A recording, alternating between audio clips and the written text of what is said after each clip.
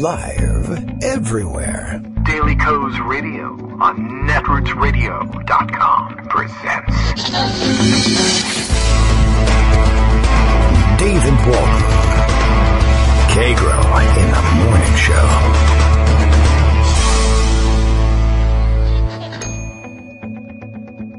Now, here's David Waldman.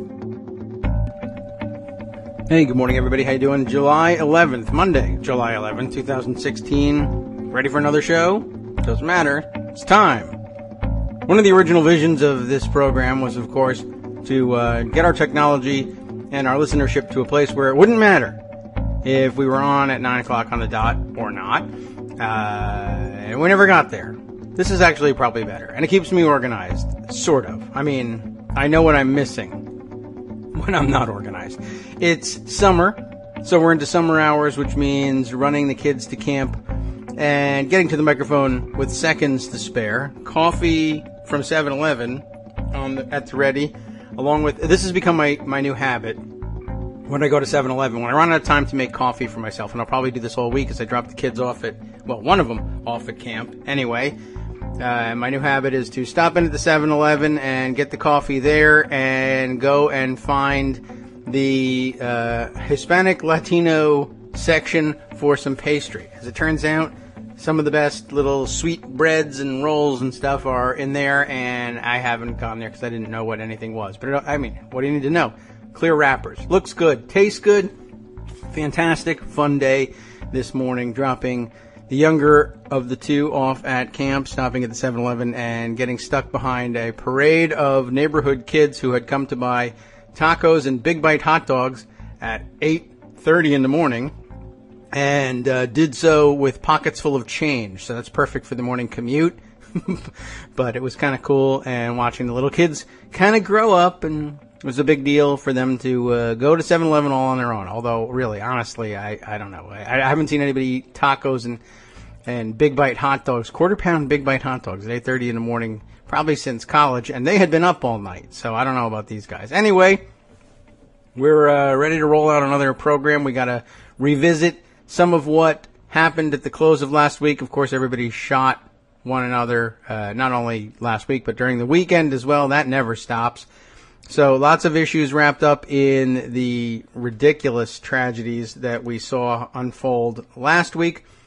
We can take a long look back at some of them. By the way, I don't know whether we made it on the air with these guesses. I think so. I think they kind of came to me while we were on the air and we discussed them. And I certainly tweeted about them last Friday and over the weekend. The Dallas situation, another one of those situations where, once again, everybody is positive for the first couple hours. Had to be two shooters, multiple shooters for sure, because of the number of, I guess, bullets fired, people hit, etc.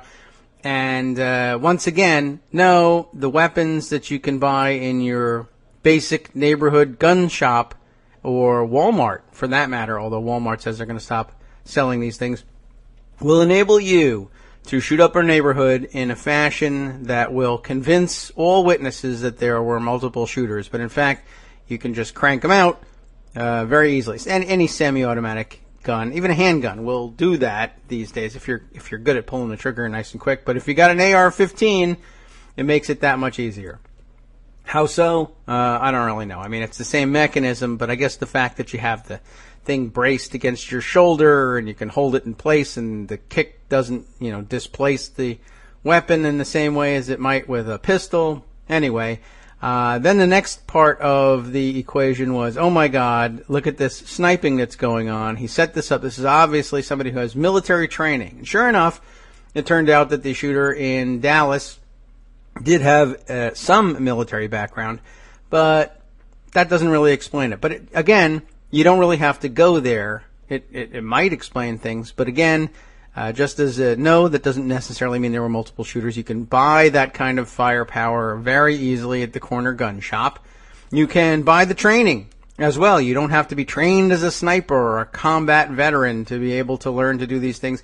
Go on the internet, go to Google, and look it up. Find yourself some tactical training. Find sniper training, for that matter. Gunfighting training. There are gunfighting schools, as though this were the Old West. and I proposed right on the spot, pretty much, once we started hearing these things, yeah, this can all be bought, in a box, really. So now you have, in addition to campaigns in the box, you've got military-style massacres in a box, which you can buy and get yourself trained up. Sure enough, by the end of the weekend, it had turned out that, yes, he had a military background, but he was an Army reservist, a carpenter, and a mason in the Army, which is great, except he wasn't throwing bricks at people. He was shooting at them as a sniper. But guess what? You can enroll in a tactical shooting school, which he did. And they'll just give that training to anyone because tyranny, et cetera, et cetera. You never know who you're going to have to defend yourself against. I don't have any. There's no basis that I can think of at the moment on which you would ban such a thing, or even if that's a good idea.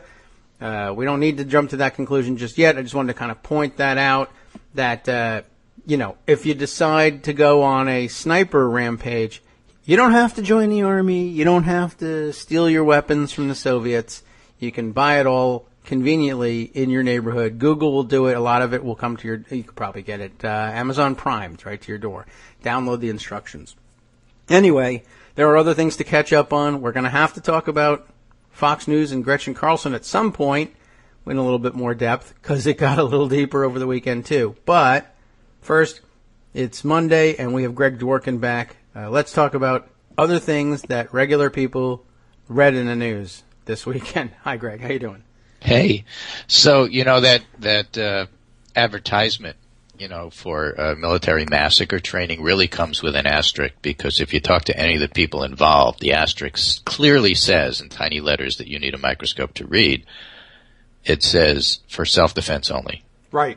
It's really important to understand that people are taking sniper training only for self-defense. Yes. Very often, if you're attacked by ninjas, a band of ninjas, you're going to want to have that tower outside your house. That's why you have the bunker.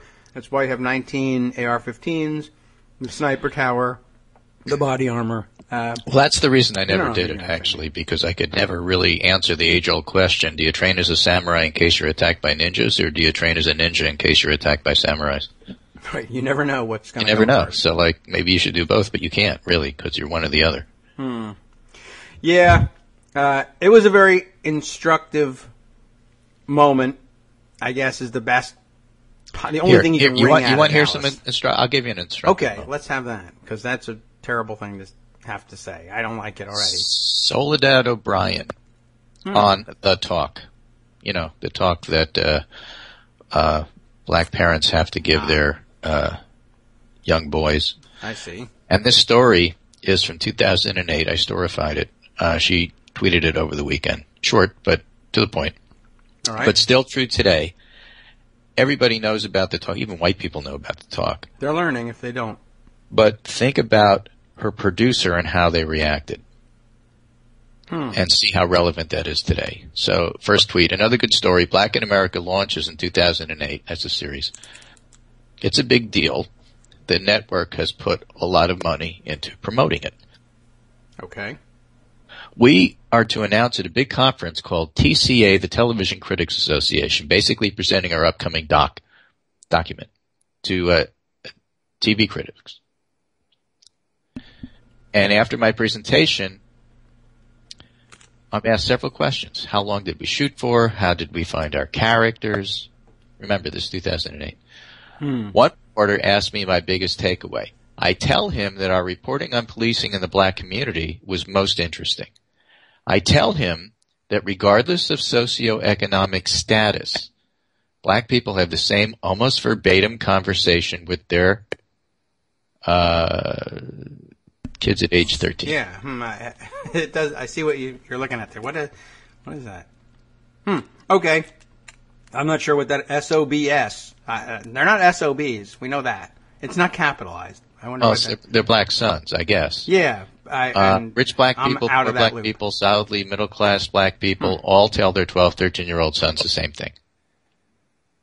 If you are stopped by the police, do not make any sudden movements. Do as he tells you. Don't say anything.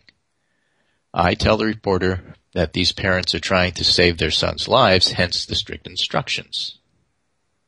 And then she gave somebody who was actually interviewed.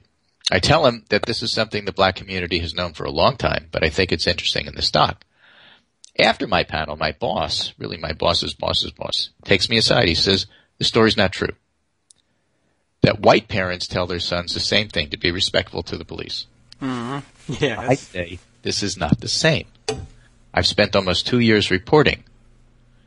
I tell them black parents are teaching their children how to survive in interaction with police. It's actually quite different. I am instructed to stop telling that story because it clearly didn't match a narrative he is comfortable with. So I do. That was in 2008. Do we still have people today who hear this story and say, well, it's the same thing. I tell my kids that you have to respect the police. Right. It's not the same thing. No. You know, and I remember, again, it absolutely positively cuts across socioeconomic. It doesn't matter.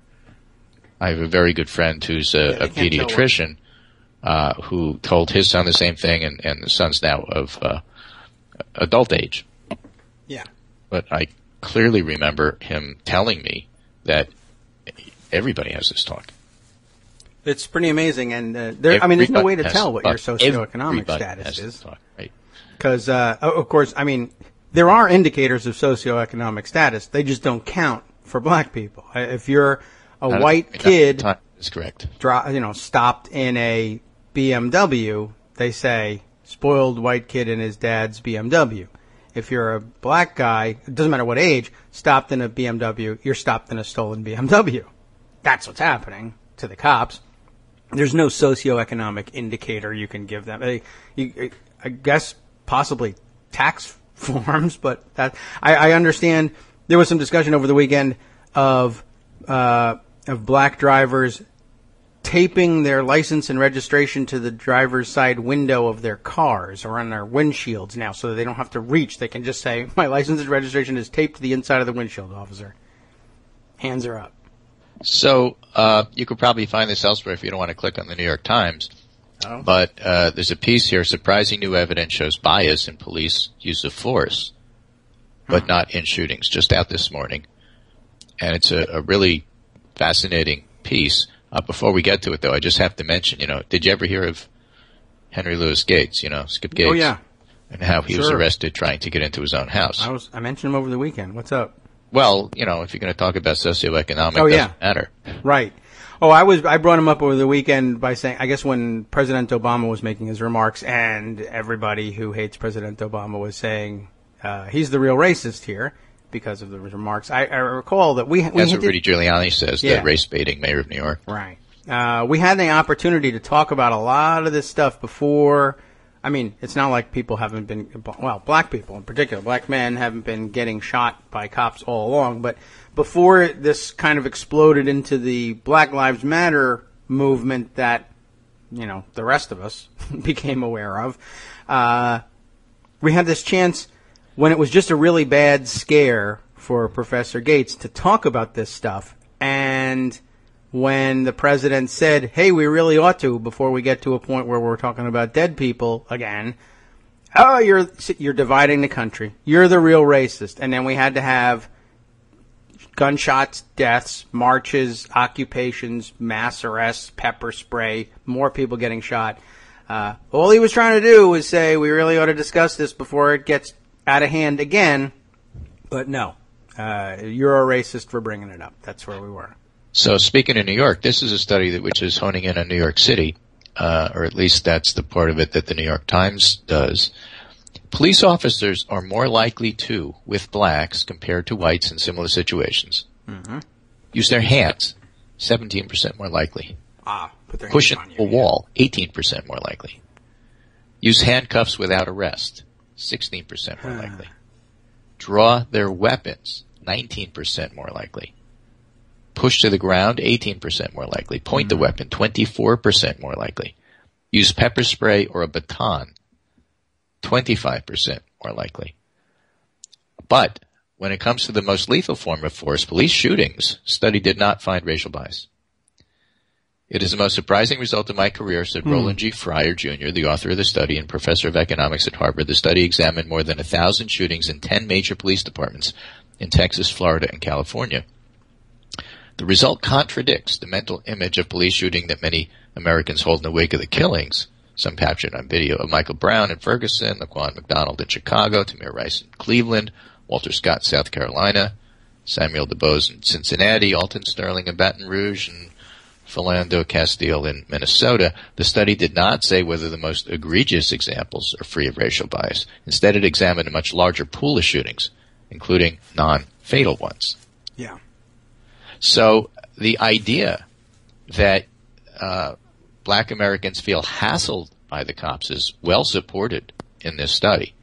It just turns out that at the end of it, it's like talking about mass shootings versus the total number of people that are shot. Mm. It's a lot of people that are shot. Mass shootings aren't the biggest a slice of that pie, but they're the ones that get the most attention, rightly so, because they're important and usually, thank goodness, still the exception rather than the rule. Yes. Suicide's far more common, but it turns out that the whole sense of being hassled by the cops in general, which is part of the complaint about Ferguson, turns out to be very true.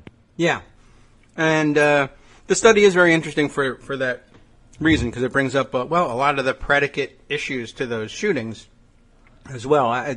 It stands to reason that, and thank God, I mean, shooting people is still a last resort for the cops, but that's good to know. Yeah, thanks a whole lot for the restraint on that one. But I think the tale is told on the undercard, if you will. You know, how often they draw the weapons, how often they use a baton or pepper spray, those sorts of things. I mean, those things are designed, sometimes it works, sometimes it's not, to avoid having to get to the draw the weapon and fire the weapon stage. And it's worth pointing out that a significant percentage of police encounters, significantly more of them, involve that stuff with black folks who get stopped. I can't even rise to the level of saying suspects. They're often not suspected of anything in particular at the time. And they certainly turn out to be innocent. But so cold comfort, I guess, to say, well, you know, in the end, they shoot just as many white people as they do black people, and then you say all lives matter, et cetera, and dismiss it at that. But you say, well, you know, interesting that they still shoot as many black people at the end of the day, even though they are far more likely to have grabbed them, thrown them against the wall, thrown them to the ground, hit them with a baton, sprayed them, tased them, and then shoot them. Whereas, I guess, the white people, they go, oh, you surprised me. You're actually a violent person. I think so, and I'll shoot you. And, of course, shooting involves paperwork. All the rest of the stuff doesn't. So it's freebie. You get to whack somebody with a baton, no paperwork. I don't know whether you have to fill out pepper spray paperwork or not.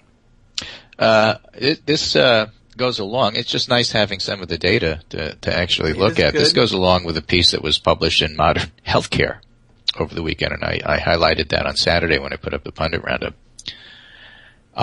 It's a collection because CDC is not allowed to study this, but the health insurance data is available. Can't stop them. Share of firearm assault injury cost by insurance status. Ooh. 28% were uninsured or self-pay, 16% looks like private, 4% unknown, and 52% public insurance. Mm-hmm. And then the number of people seeking emergency care and hospitalized for firearm injuries. In 2013, last year there's available data, 24,835 people were treated and released, and 45,478 were admitted. And that goes along with something that Tim Lang, Meteor Blades, had published in the on the Daily Cuss a couple of days ago about the extent of injury that one gets with some of these high-power weapons. Yes. You know, it's not easy to heal and then get better when your leg is shattered. No. For example. Yes, I'm constantly being told the huge that we're talking about 60, 45 plus 24, so almost 70,000 shootings every year. Yep. And maybe that's a little bit less than 2010, but that's still an awful lot of shootings. It is. And so the not doing anything about it just, again, put in starker relief. Not to dwell on it, but I just thought it was a nice, bookend sort of thing to look at. And certainly one of the things you don't want to do is just ignore the whole thing and say it's a distraction from politics. No. It's not. It's actually kind of a life and death situation that is hugely meaningful to a good segment of the population. The first priority and purpose of politics. So, okay. With that, distraction. Turn to politics. There's a report out of Indiana, 95% probability of Mike Pence as Trump's VP. Well, VP nominee anyway, yeah.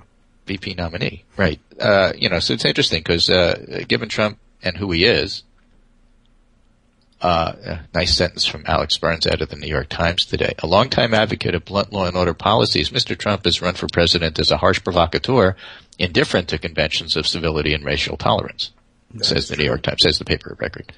So he could have gone in a whole bunch of different directions, racism, xenophobia, but instead he went for gay bashing. So if he goes with Mike Pence, he's picking an anti-LGBTQ, sort of guy. Who did great in Indiana in terms of passing laws that made everybody boycott the state, and at the same time is a huge advocate for free trade and trade agreements. Well, I don't think he ever met a trade agreement he didn't like.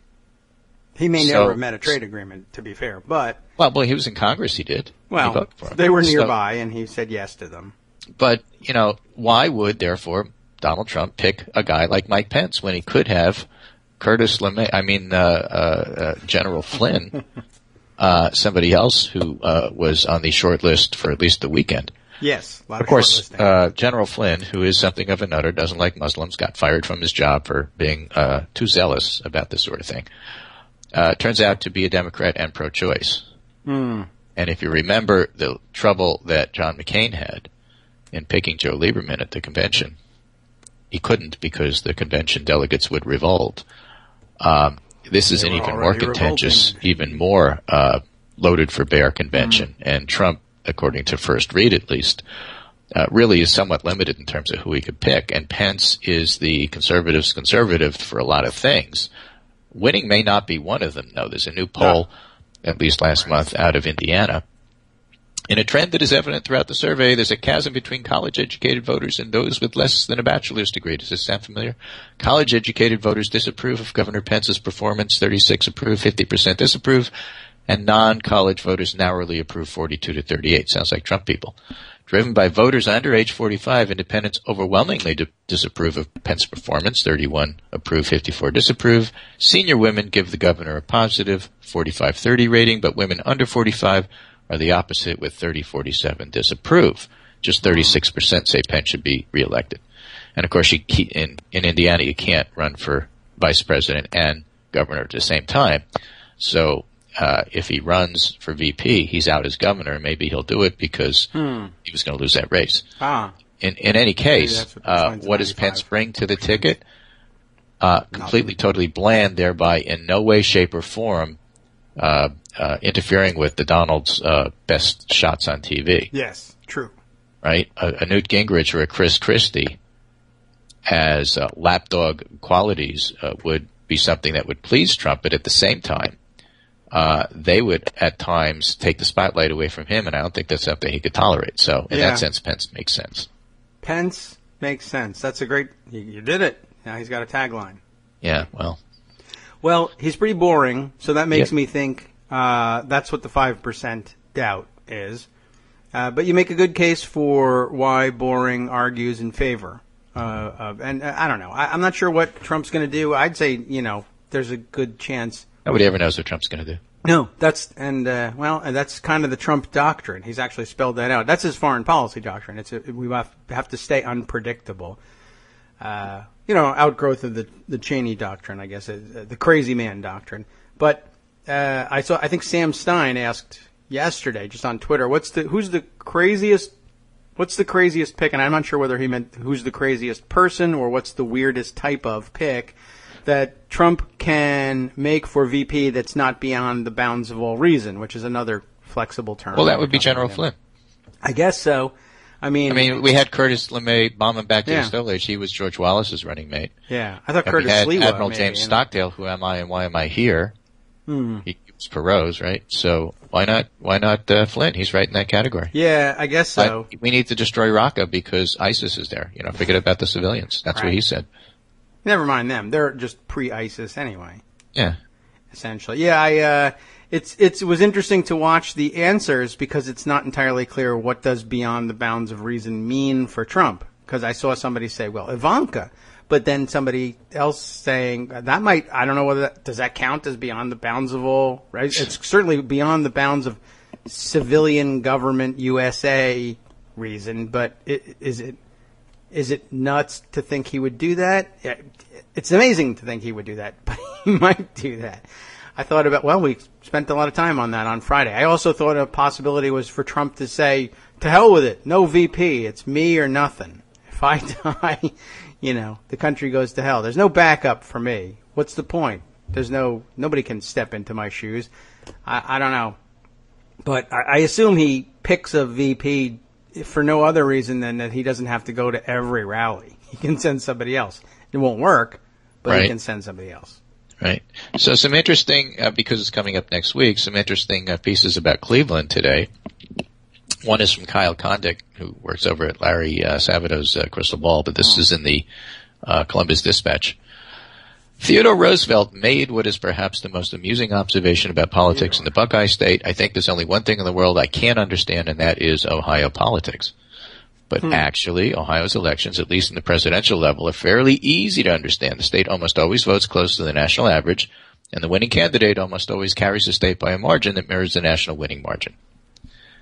So he goes into why this is, why not Illinois, why not other Midwestern states. And the reason is Ohio doesn't really have any dominant city like a Chicago dominates Illinois or like a New York City dominates New York. They've got cities, Yeah.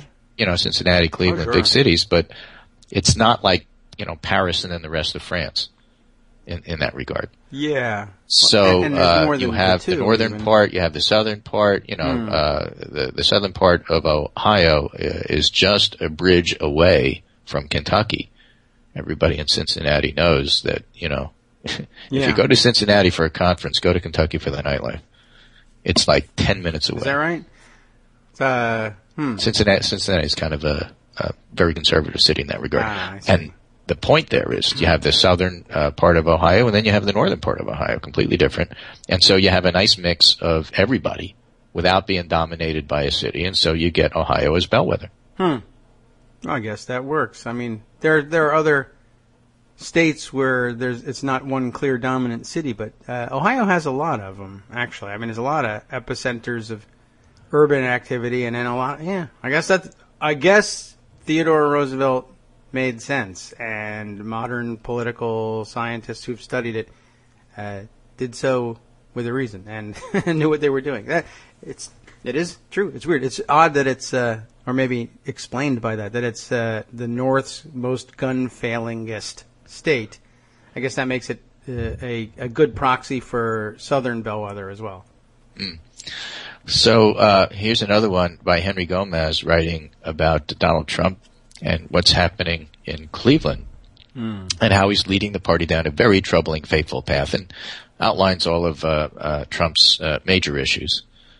Indulging and inflaming the worst impulses of an angry electorate, mocking McCain, the time Trump suggested a black protester deserved the beating he received from white supporters at a campaign rally, very relevant today. When he talks about how divisive the country is, he's part of the reason. Mm-hmm. And yet, they're going to pick him. And why? Because they really don't have an alternative. And so you'll read about Never Trump stuff for the next week or so at the convention. It's kind of a waste. Nobody can decide on an alternative person, and all the other alternatives were terrible. But what's interesting is he goes through the people who would be Never Trump and then crack and then are. Kasich is holding out. Rubio was the first to crack. Portman is even worse, it says here. And this is a Cleveland paper. Portman's was worse. He had a tough re-election race this fall. He suspected he couldn't afford to alienate Trump's white working-class fans in Ohio. So he decided to endorse. It all seems so uncharacteristically cynical. of the mild-mannered Portman, who has very little in common with the brazen Trump. Yes, Portman remains an outspoken champion of marriage equality. Has to be. Interesting with Pence on the ticket there. And he offers polite disagreement when Trump goes too far, which is often. But if he weren't fighting for his political survival this fall, Portman is the kind of guy you would expect to be shaming Trump for his racially charged rhetoric and unscrupulous behavior. You might expect so regardless. So, you have Kasich and Trump who are holdouts. And, it's just fascinating. You step back and look at the polls, and that's the lead up here. New poll out from Washington Post today on Hillary's email. Most disapprove of FBI decision to exonerate Clinton. But at the same time, 60% say it's not really going to affect their vote. Oh. And the Gary Langer piece has, because he's the pollster that does this, I love this part. Political lens. As mentioned, partisanship heavily influences perceptions in this poll. Can you imagine? I'm shocked. Nearly 9 in 10 Republicans disagree with the FBI's decision and say it worries them about what she'd do if she became president. Democrats see things differently, but with less unanimity. 2/3 approve of the decision not to charge Clinton and think the issue is unrelated to what she'd do as president. 3 in 10 of Clinton's own party faithful think she should have been charged, which is interesting. And that, again, a lot of that is how it's played by the media. So if you're going to harp on it and talk about it being a firestorm and talk about how the people are reacting to the firestorm day after day after day after day for a year, this is hardly surprising. But in the end, most independents, 58%, say the issue won't influence their choice. Those who say it's made them less likely to support Clinton far outnumber those who say it's made them more apt to vote for her. Ah. So if it's going to have an effect, it's going to be a negative one, but part of that is already baked in. As of today, 538 says Clinton 77.9, Trump 22 in terms of chances of winning, which is of interest. And Rosie Rifka tweeted this Pew survey here, which I thought was pretty fascinating about demographic differences. Men are for Trump 49-43 over Clinton. Women are for Clinton 59-35 over Trump. That 30-point gender gap is higher than in 2000 when it was 22 points, so it's the highest ever recorded, which best. Just goes to show women are a lot smarter than men. So we have a really interesting piece here from Charlie Cook writing in National Journal today. This is not behind a paywall. Oh. You can read this stuff free until July 15th. They keep extending the deadline, which is really nice. If Hillary Clinton is such a horrible person, so ill-suited for the presidency, why didn't they unite behind anybody while there was still time to beat her? After Donald Trump lost Wisconsin to Ted Cruz, the door was open, but when Trump swept the Acela primaries on April 26, winning not only Connecticut, Delaware, Maryland, Pennsylvania, and Rhode Island, but every county within each state, the race was over. The truth is that Republicans were not in a mood to nominate Jeb Bush, Chris Christie, John Kasich, Marco Rubio, or any other establishment-oriented candidate. They also despised Ted Cruz. He would never do. None of the alternatives measured up. They were so angry with the government that they wanted to fire a shotgun blast at Washington. They ended up shooting themselves in the foot. Hey. They got Donald Trump and a gimpy party. In other words, Republicans thought sending a message was more important than beating Hillary Clinton. So I guess Clinton and the White House weren't important enough for them to dial back their lofty principles. The perfect was indeed the enemy of the good. And goes over some of the polls. Clinton, for example, 9 points up in a Pew Research poll, which has been very accurate over the years. And he adds, the election isn't over. It's still about 4 months away, but the volatility and unpredictable nature of the Republican nomination contest is now only a memory. Trump has his base, and 10 tons of dynamite will not dislodge these voters. You know, if Joe the Plumber is going to vote for Trump, Joe the Plumber is going to vote for Trump, and all the Joe the Plumbers out there are going to get their minds changed. But they still ain't enough to win. And Charlie says, as unenthusiastic as so many voters are about Clinton, few of the undecided seem to be even considering the real estate mogul. We know that, by the way, because Reuters, which is only a poll, they do their tracking poll. I like to follow it because they're kind enough to actually put it online so you can see the trends. But they also have a really interesting question that they ask. You said you would either not vote or didn't know who you would vote for in the general election. All things being equal, which of the two candidates do you like the most? And if you ask everybody, it's Hillary Clinton 58, Donald Trump 42. which is a big difference. If you asked registered voters, which is probably a little bit more relevant, then you get 57-43. So if you're looking at the pool of people who don't like either one, Hillary Clinton is still preferred by 15 points. And what does that tell us? Well, when you get closer to Election Day and people have to hold their nose and vote, they're more likely to break her way than they are the other way. And that's why it's, I think, so interesting. Anyway, back to Charlie. Trump's habit of being a political and decidedly unfunny version of Don Rickles, insulting nearly everybody in sight, has marginalized him and minimized the elasticity of his support. If you are not for Trump now, the odds are pretty good, pretty good, that you aren't going to be for him between now and November. He's either speaking for you, because you are Joe the Plumber, or he is offending you, because you're like a normal person. I added this. Okay. He's either speaking for you or is he offending you and seems not much interested in persuading you. No. And Even that's the Jeff interesting Flake. part. Usually politics is the art of persuasion, not if you're Tea Party, not if you're Donald Trump. And sure, there are conservatives who are right about, you're all missing the fact that Trump represents the average Joe. Joe the Plumber. Yeah.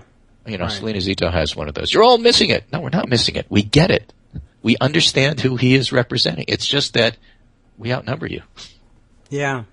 It doesn't really work for you to bank on that. Thankfully. I know. But they've been under the impression that it's the other way around for a long time. Since the Glenn Beck "We Surround Them" speech. Right. Which was, well, it was crazy. But what's the value of telling you that a Glenn Beck speech was crazy? Okay. So here's an interesting observation, by the way, looking at what's going on in England. You know, Theresa May is going to be the next prime minister. Her rival has pulled out, the one who said that I'm a better leader than her because I've had kids and she hasn't. Oh. And other nutty things, who was completely unprepared to lead, pulled out saying she's not feeling well. Well, It's all really rough, you know. it is. Anyway, so her name is Leedsum. As Will Jordan, who writes for YouGov. He's the YouGov America guy who puts up a lot of the stories about the YouGov poll. You lead some, you lose some. So Right. She tried to lead some, didn't like it. didn't like it. People like to draw the Sanders-Corbyn comparisons. But clearer than ever today, how the analogy on an institutional level is actually Corbyn and Trump. Ah. Think about that. I mean, the politics are completely different. But Corbyn was Okay. able to win because, like Trump and the GOP, labor elites' relationship with the base voters so strained, post-Iraq recession, you have to go back to the huge report that came out blasting Tony Blair as I made up my mind and then I looked at the facts. Blair to this day won't apologize. He says he still did the right thing, and that's why everybody reviles him. Anyway, Corbyn was able to win because, like Trump and the GOP, labor's elite relationship with base voters was strained. To stretch it a bit, Leedsum is the Sanders here. May is the establishment candidate in the party where it still means something. So there was a bit of a challenge to the establishment, but the establishment won. That's what's happened in the Democratic Party. By the way, Bernie and Hillary are campaigning tomorrow in New Hampshire together, presumably with an endorsement. That'll be at 11 o'clock tomorrow. Yes. Oh, But, tomorrow. I thought it was the today. Corbyn thing is interesting. In other words, it is true that the Republican elites, and by that I mean Paul Ryan and his group, Mitch McConnell, Okay, yeah. were completely uninterested in doing anything that's actually going to help people. We'll see that play out in Kentucky with Connect and what happens with healthcare there. As Matt Bevin, the new Tea that's Party even governor, worse. tries to Back to withdraw hurting all that people. stuff. Right. Okay, but you have a Republican elite who was interested in demagoguery and ideology and was not at all interested in actually helping people. And ultimately, the Trump voters said, you know what? We want Social Security. We want Medicare. We don't want it all privatized. We really care about immigration and we want to make our borders firm. And Trump's the only guy saying all that stuff. Yeah. So we don't want any of you Jeb Bush types. You're out. We are not going to vote for you. And so in that sense, it's true. And prior to Corbyn, the reason Corbyn won and the reason Corbyn's still strong, even though a lot of the elites in the Labour Party are not with him right now, is because the Labor Party, as represented by Tony Blair, completely ignored the needs of the constituency and said, I know better. Yeah. Well, and that doesn't go over well. Particularly when you're wrong. Well, yeah, that does hurt. That just really makes you reviled. It's just another brick in the wall, if you will. Why did I think but, about that? But we'll see the Ryan agenda, and he'll explain to people how he knows what's best for America, even though America doesn't want what he's selling. Yeah. Well, so it's not so surprising that Trump would win. True. And yeah, I guess it's. I'm baffled by that. Once you start comparing American and British, it's limited. You can only go so far. Brexit doesn't tell us Trump's going to win. That these guys aren't analogous. The parties are different. A whole lot is different, but there are some similarities. Yeah, there are definitely English-speaking democracies. Yeah, I guess that will happen. How are they doing with Pokemon? Do you follow Representative Jack Kimball, the parody account? Oh yeah, sure. He's very funny, but he's only funny when you realize it's a parody. And sometimes it's not obvious. So I've seen a lot of my own followers get really upset with him for saying things that are really weird. We're going to vote you out. Yeah. Right. He had 3 tweets that I was just amused by. I'm conservative because I believe that if people pull themselves up by their own bootstraps, they can all someday afford boots with straps. I'm conservative because I'm not about to give up on trickle-down economics after only 36 years. It doesn't say how long it takes to trickle. I'm conservative because I believe in the traditional values I fought for in Congress with leaders like Newt Gingrich and Dennis Hastert. Yeah. He can be pretty funny. Yeah, he's very good at this. I have boots with straps now, by the way. Just right. So he's right. Yeah, well, last couple of pieces here before I move on. Yes. One is a fascinating piece by Ezra Klein about Hillary Clinton, and it's not a biopic or anything like that, but it's a long read, but in the middle of it, he really gets to what he's going here. How Clinton's political strength was reframed as weakness. Let's stop and state the obvious. There are gender dynamics at play here. We ran a lot of elections in the U.S. before we let women vote in them. You do not need to assert any grand patriarchal conspiracy to suggest that a process developed by men, dominated by men, and until relatively late in American life, limited to men, might subtly favor traits that are particularly prevalent to men. Yes. Talking over listening, perhaps. What? Listening is something women value almost above everything else in relationships, said Deborah Tannen, a Georgetown linguist who studies differences in how men and women communicate. The biggest complaint women make in relationships is he doesn't listen. Doesn't listen to me. Well. Tannen's research suggests the reason for the difference. Women, she's found, emphasize the rapport dimension of communication. Did a particular conversation bring us closer together or further apart? Men, by contrast, emphasize the status dimension. Did a conversation raise my status compared to yours? Talking is a way of changing your status. If you make a great point or set the terms of the discussion, you win the conversation. Okay. Listening, on the other hand, is a way of establishing rapport or bringing people closer together, showing you've heard what's been said. So far, it may not win you the conversation, but it does win you allies, and winning allies is how Hillary Clinton won the Democratic nomination. That's a good point. Given where both candidates began, there is no doubt that Bernie Sanders proved the more effective talker. His speeches attracted larger audiences, debate performances led to big gains in polls, his sound bites went more viral on Facebook, but Clinton proved the more effective listener, and particularly the more effective coalition builder. On the eve of the California primary, 208 members of Congress had endorsed Clinton, 8 had endorsed Sanders. This was a lot of relationships, said Verveer, whoever that is, quoted here. He's a great guy. She's been in public life for 30 years. Over those 30 years, she's met a lot of the people, stayed in touch with them, treated them decently, campaigned for them. You can't do that overnight. Yes. So now, one way of reaching the Democratic primary, then I'll shut up, is that it pitted an unusually pure male leadership style against an unusually pure female leadership style. Sanders is a great talker and poor relationship builder. Clinton is a great relationship builder and a poor talker. In this case, the first time at the presidential level, the female leadership style won. Yeah. That is a good point. And, she's female. So she had to use that. Yeah, well, So I thought I would spend a few minutes mansplaining that to you. Well, thank you. It took Vox, really, to do it. Really. Vox explained it, right? Explained it. Was there a link to so I could see who Hillary Clinton is? If I didn't, it's should be there, and if it's not there, yeah, there it is. I thought maybe I wanted to know whether Vox had an explainer card so I could click on her name and figure out for sure. I don't just know. I don't even see that anymore. I look past that now. Well, that's a good. Part blind. I like that I put those on and I don't even register that they're there on Vox. I'm link blind, right? That makes a great point, and yeah, that's really a good way of putting it too. For Sanders really, it was pretty male. It's different. I mean, it's not like alpha male beating the chest kind of thing, which is what we think of when we think of Republican male type of campaigning. But it's a very male trait, and I think that expresses things pretty well. And the relationship building, of course, even if you don't attribute it to gender roles or whatever. He's been in public life for 30 years plus too. It's just, but he held himself apart the whole time. Mm-hmm. And you can't just change it overnight. Right.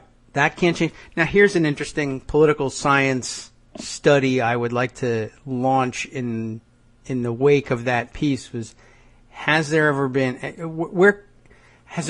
anything, and it might just be the gender bias that we're still stuck in, toward men and away from women generally, plus the minimal number of independent candidates who can make a serious bid. Independent women candidates, not just for president, but even for Congress or elsewhere. I wonder how they do, generally speaking, because running as an independent puts a big dent in your relationship building ability right off the bat. And if that's your strength, if you're running in the stereotypical female style, I guess, I wonder, I don't know what to say. There's just not that many examples. And Jill Stein isn't a great example because it's never really a good example to take the Green Party candidate because, they're starting out in a 10-foot hole. But anyway, I think we've been making a lot of the same points without as coherent a theory. So that's a nice wrap up. I think, Vox, when we've been talking about Bernie Sanders and relationship building and coalition building, we didn't assign any gender roles to it, but it's a good lens. Why not? Mm-hmm. So here's another lens, and then slightly change the subject. My last two pieces are about media. This is interesting. It's Paul Krugman from 1 year ago, July 27, 2015, and he's talking about Trump surging in the polls right after he told McCain he was a loser and he doesn't like losers and he doesn't like people who get captured. Okay, right. What I would argue, he wrote, is key to this situation, and in particular key to understanding how the conventional wisdom on Trump-McCain went so wrong, is the reality that a lot of people are in effect members of a delusional cult that is impervious to logic and evidence and has lost touch with reality. Oh. I am, of course, talking about pundits who prize themselves for centrism. Okay. Pundit centrism in modern America is a strange thing. It's not about policy, as you can see from the many occasions when members of the cult have demanded Barack Obama change his ways and advocates things that he was already advocating. What defines the cult is instead the insistence that the parties are symmetric, that they're equally extreme. The responsible, virtuous position is always somewhere in between. The trouble is this isn't remotely true, he writes. And he goes on to point out why. We've known that. We've been saying that on our show for a long time. But this is a really fascinating piece in Medium today from Tim Dunlop, the author of The New Front Page, New Media, and the Rise of the Audience. And it's called Journalism, Power, and Taking Sides. And rather than read from it, I'm going to actually drop it off for you so you can decide whether you want to look at it today, tomorrow, whatever. Give you something to talk about. Not that you don't have enough material there. But it's a really fascinating look at the he said, she said reporting and how it fails and how the notion of the J. Rosen School of Church of Savvy fails. And basically he makes the point that the reason that political journalism fails is their readers know better and get really frustrated with them because it's stupid. Just like saying that in this era of divided politics, there was a New York Times article, I think it was Patrick Healy, wouldn't be surprised, over the weekend, something along the lines of Clinton and Trump struggling to be uniters. Okay. As if they're both totally equal in terms of their divisiveness. Well, they're both struggling, but it is a little different. Trump is struggling because he is a complete divider. That's his shtick. Can't That's do what he's it. running on. And Clinton is dividing the country because Republicans don't like her, and therefore they're equal. Yes. I did see. So that's what this article is getting at. The frustration that many consumers of political journalism, citizens, feel about everyday political journalism can often be traced to a sense that journalists are working from an understanding of what the job entails, one that is fundamentally different to their own. Okay, so they focus on process. Process. Not that we don't like process. But he gives some actually pretty good examples here. Okay. As it happens, we were offered a bit of a window into the process by a tweet made recently by Leigh Sales, the host of the ABC's political program 730. Soupy's son. She made it after watching daughter. a press conference by former Prime Minister. Oh, I never forget Soupy Sales. John Howard. Howard had come out of retirement to address questions arising from the Chilcot Report. John Howard. An investigation that attempted to address the circumstances about the decision by the British government to be part of the coalition of the willing that invaded Iraq in 2003. So I already lied to you because now I'm reading from it. John Howard was Australian Prime Minister at the time of the invasion, and so indirectly he was being subject to the same criticism that the report was leveling about former British PM Tony Blair. Now, whether you agree or not with Howard's defense isn't the point. The proximate issue, the Iraq War, isn't relevant. The point is what Sales' tweet reveals about the underlying presumptions journalists work from in assessing a political performance like Howard's press conference. It isn't about bias, it's about the way in which a journalist thinks. So here's what Sales tweeted. Watching John Howard today should be instructive for Polly's.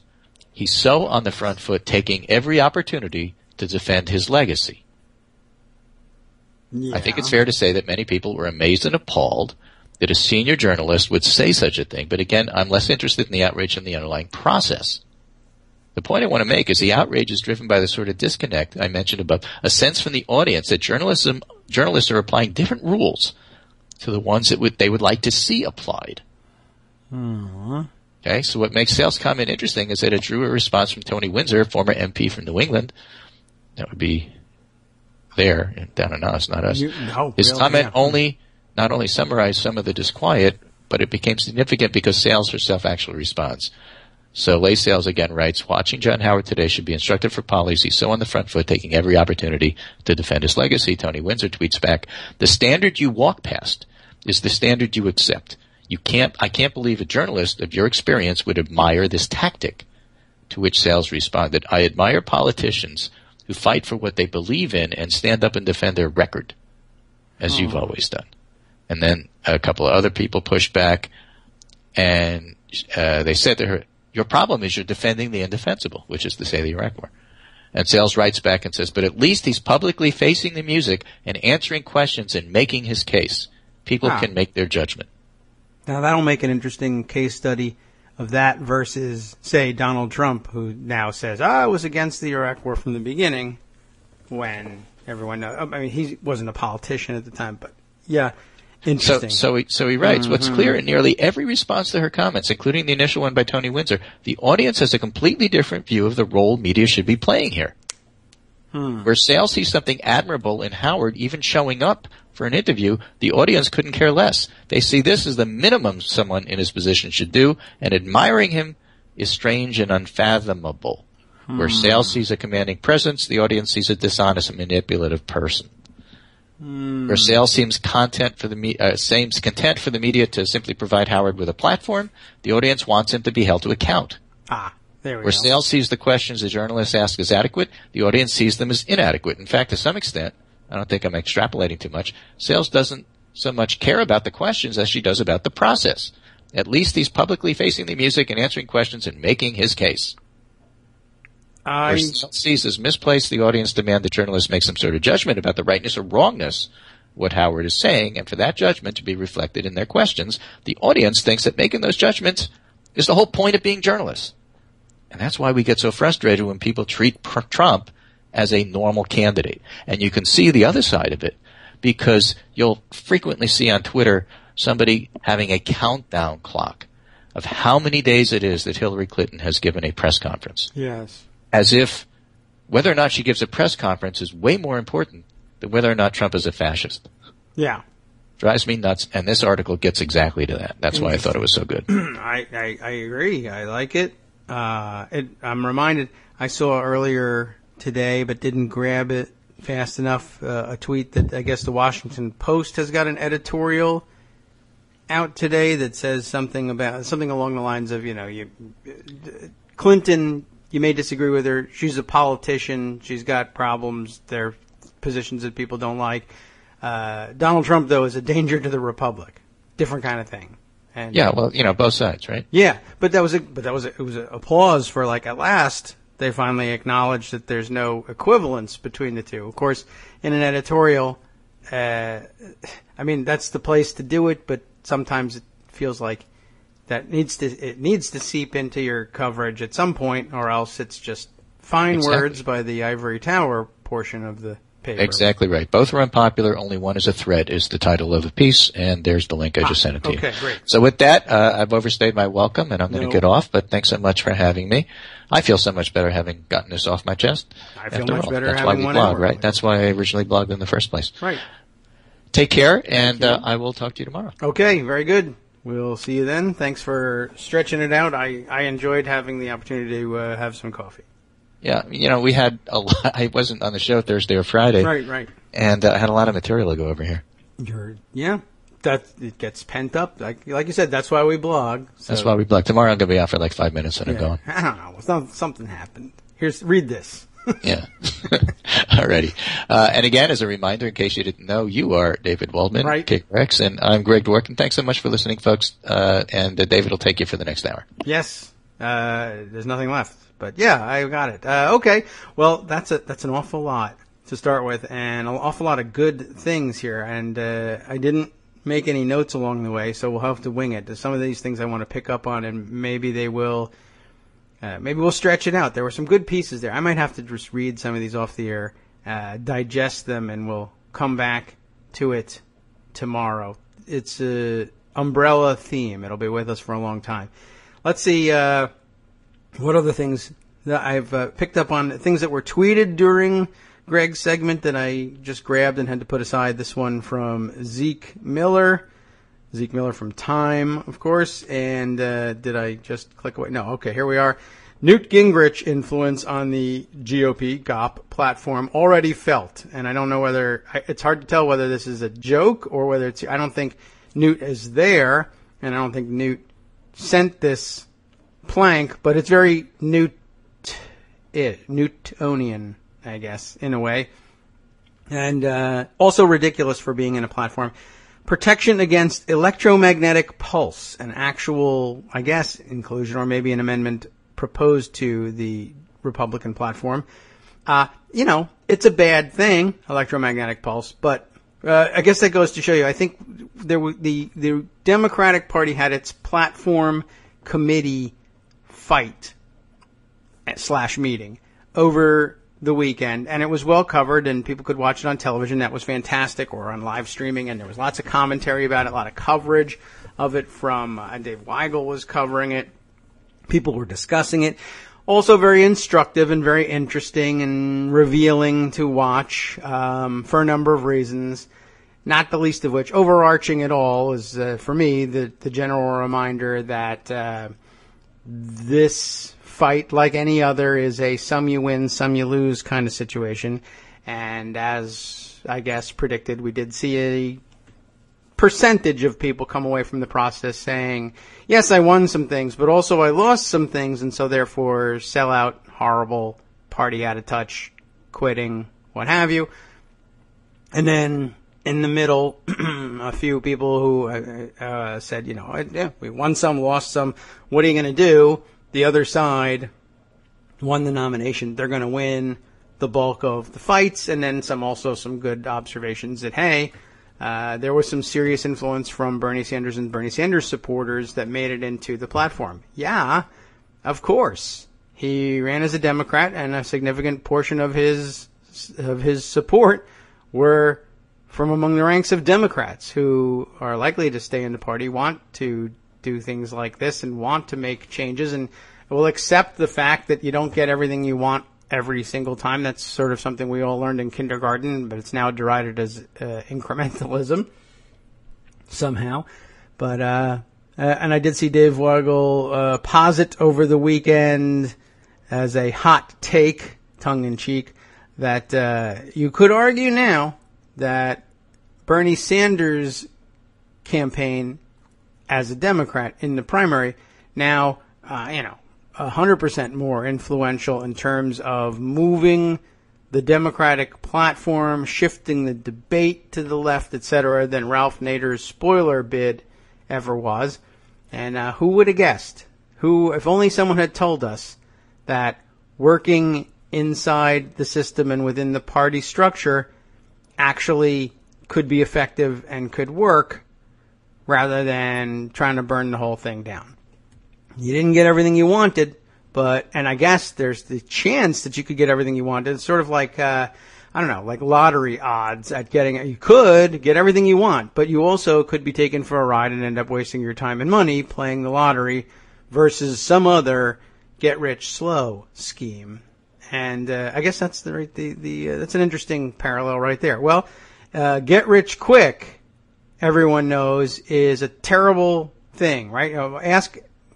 Probably if you ask any Bernie Sanders supporter, are get-rich-quick schemes a great idea and a fantastic way of doing business, or should you take a sort of slow and steady wins-the-race approach to, say, preparing for retirement, as if that was a thing people were capable of doing these days?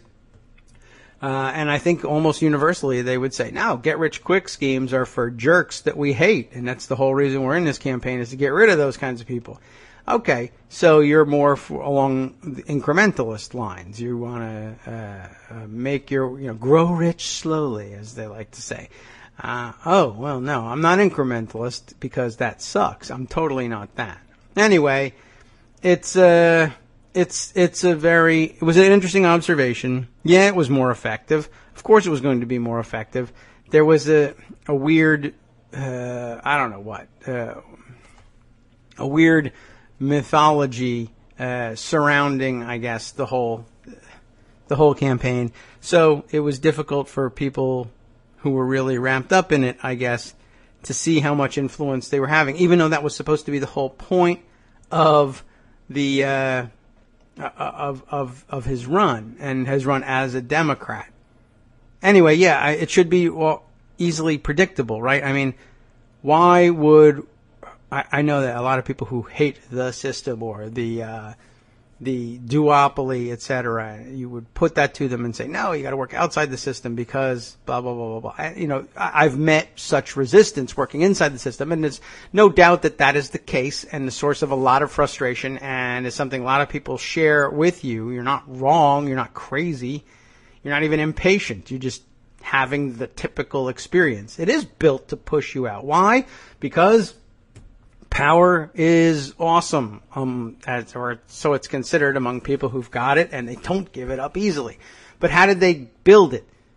And how do they exercise it? 100% of the people who have acquired and exercised serious and significant political power in this country, in the modern era certainly, have done so through the party system. Even that terrible, terrible, stupid, sucky duopoly. Has it been humiliating at times? Have you had to swallow bitter pills at times? Yes, absolutely. Is that worth it if what you're after is political power for whatever reason? No, if you don't care that much. Yes, if you really do. No, if you want to, if you have this idea of I'll stay pure and still get it. But very few people stay pure and do get it. So, nearly 100% of you fail in your attempts to stay 100% politically pure and acquire lots of policy-making power. So it's one of those compromises you've got to make, and if you're not willing to do it, then you're not cut out for politics. That's okay. That's cool. You can just be a voter and like politics or be interested in politics. It doesn't mean you have to be a politician. Other people with stronger stomachs have to do it, and they compromise along the way, and they sometimes screw things up or get screwed over or lose.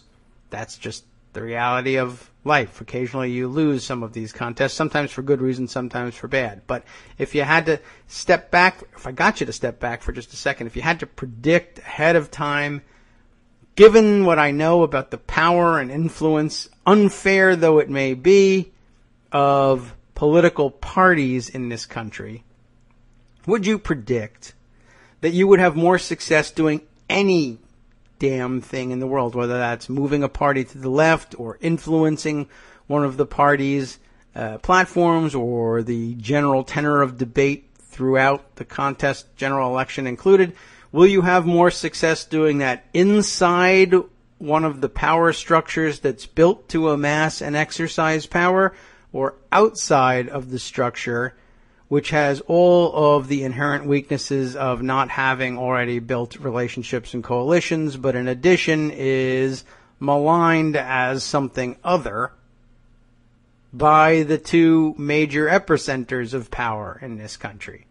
And I think probably you would realize at that point, yeah, of course it makes more sense to work within the system.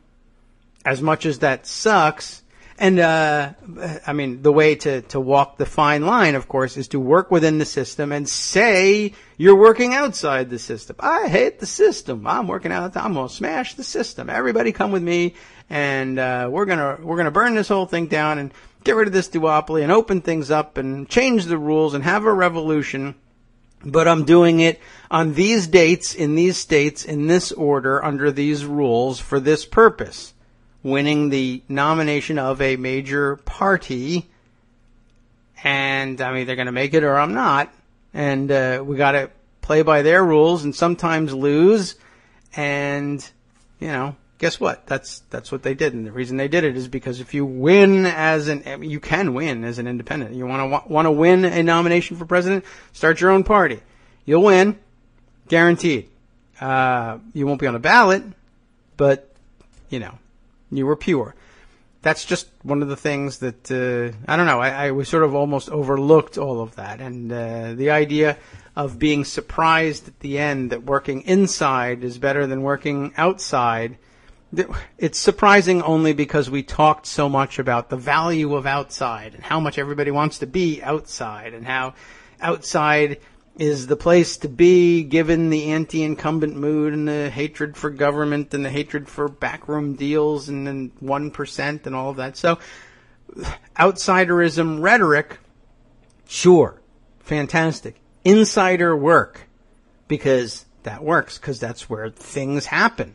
So you do it. So yes, I campaign as a Democrat inside this and under the auspices of an organized political party to the duopoly, the hated duopoly, will work better.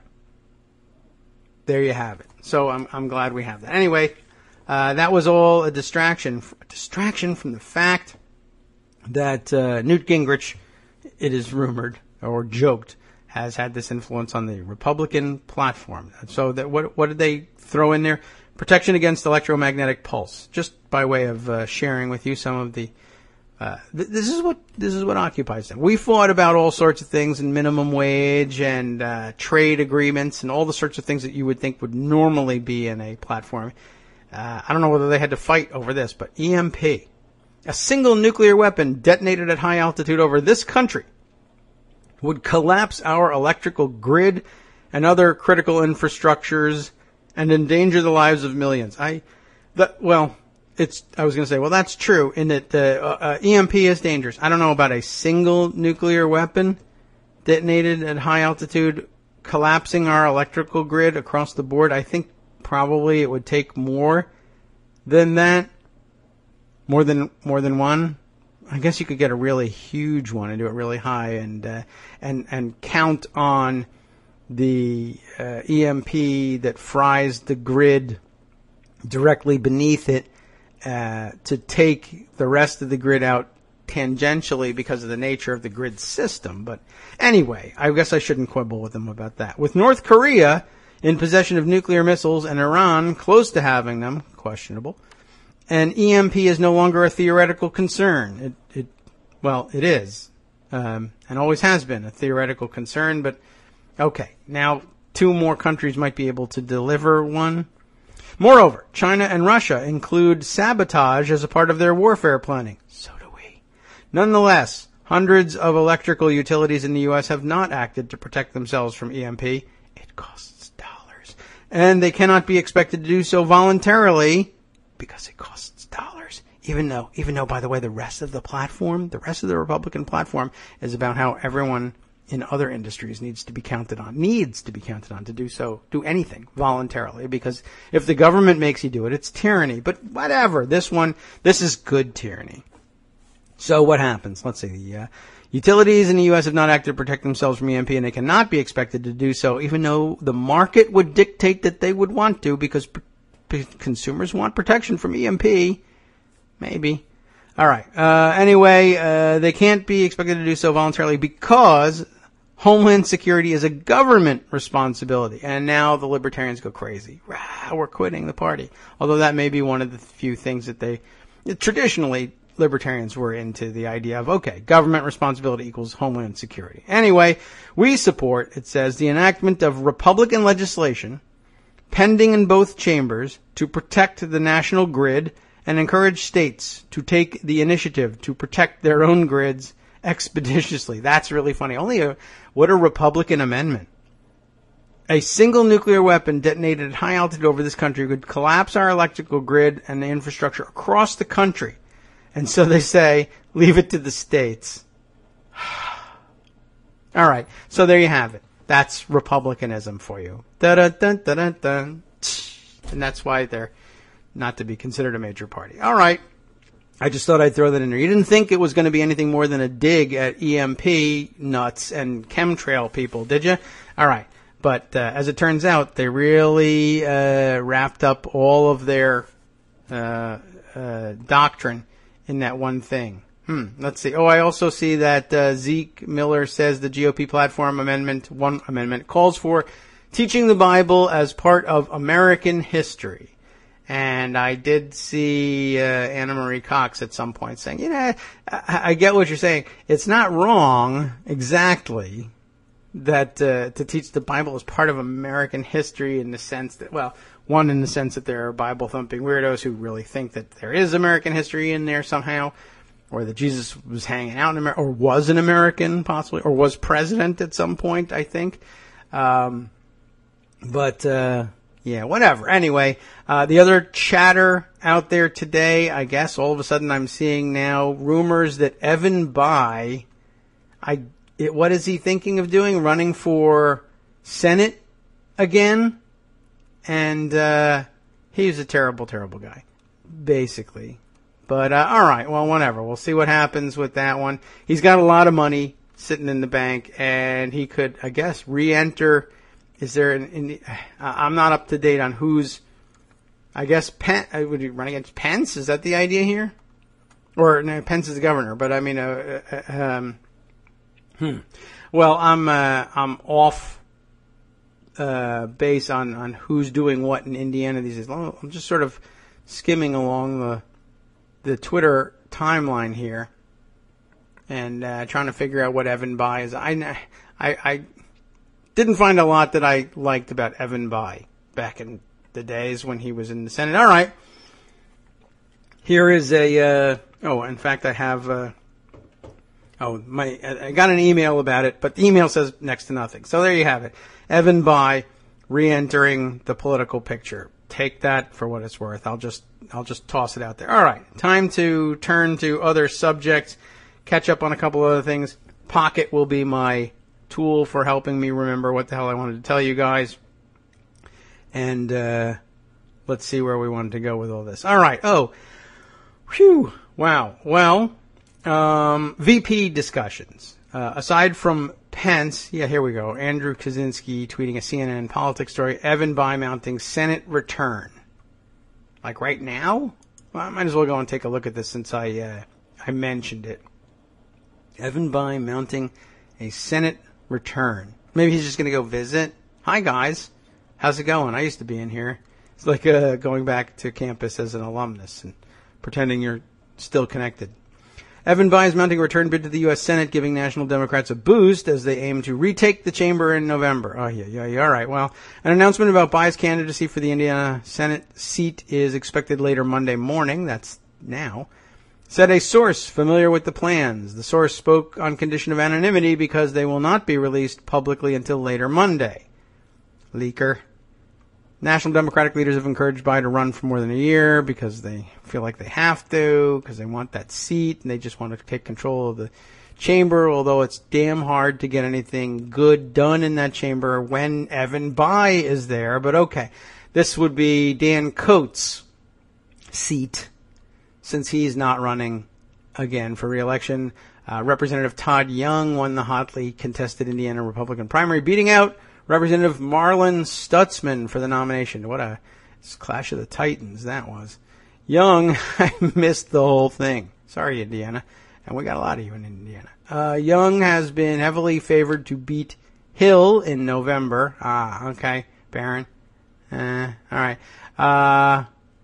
But Bayh's entry into the race easily changes that dynamic. I'll change your dynamic. Boom. Okay. Well, it does. It changes the way I think of the race. All right. Republican side. VP stuff. Pence, maybe. Also, still in the running, Newt Gingrich. And, interesting, I don't know if we need to really go over the whole article because it's probably a long read because it's in the New Republic, and the New Republic, like Vox, never just says things. It's not, taking Goddard's political wire. Boom. Here's a little pithy thing. You gotta explore everything. But, not that long. Anyway, Nicole Hemmer and Brent Siebel, guessing C-E-B-U-L, they were made for each other. How Newt Gingrich laid the groundwork for Donald Trump's rise. An observation made by many people. I've seen it. I've thought it myself. But yeah, that's part of what makes the combination of the two of them interesting and dangerous. And by the way, he laid the groundwork for Donald Trump's rise in more ways than one. The sort of the politics of the nasty politics and the politics of personal destruction, as people later called it, plus also just the craziness and the general reactionary rhetoric where you drop bombs of, whatever the hell I want to say and then run away before anybody fact checks me. There's a lot of that. Plus, of course, operating on debt and all of this other stuff. Somebody else pointed out, also another master of debt here, Newt Gingrich, who still owes millions from his previous campaigns. I had thought maybe he wanted to be Trump's vice president so that he could get free air travel because he's overextended his credit line with Moby Dick Airways. Well, let's see what Nicole and Brent have to say about this one. Ronald Reagan may have defined modern conservatism's political tone, but Newt Gingrich was responsible for defining many of its policy terms. Yeah, more so than others, I guess, but also tone. I mean, he was pretty big on the tone as well. By the way, speaking of the Evan Bayh thing, I see who just said Alex Parker saying, I don't understand this. Barron Hill is just going to step aside for Evan Bayh.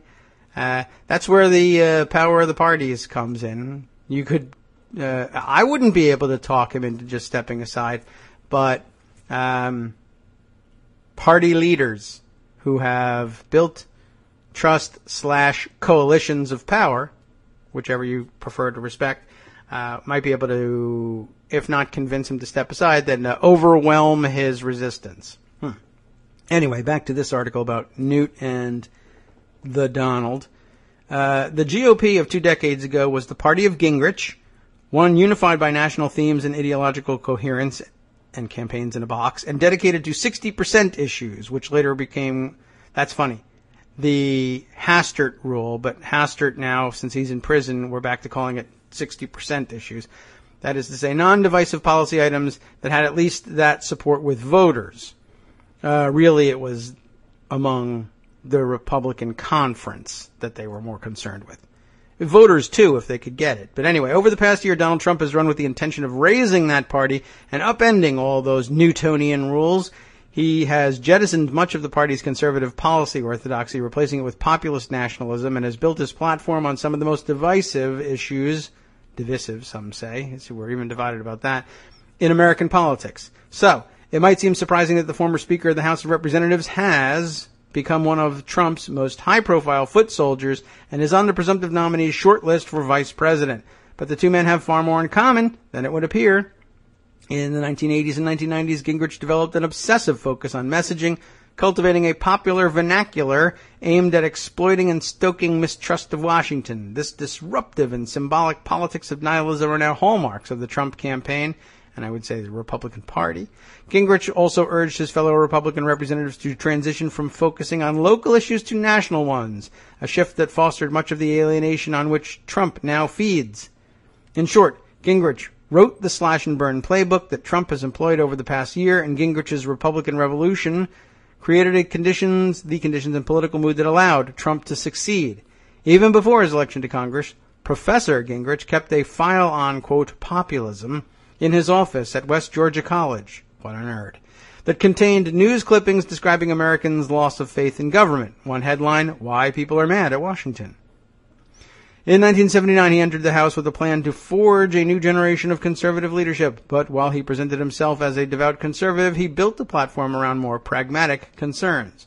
With poll-driven priorities, his Conservative Opportunity Society, a group of young right-wing representatives intent on advancing a conservative agenda in the House, was as much about opportunism as opportunity.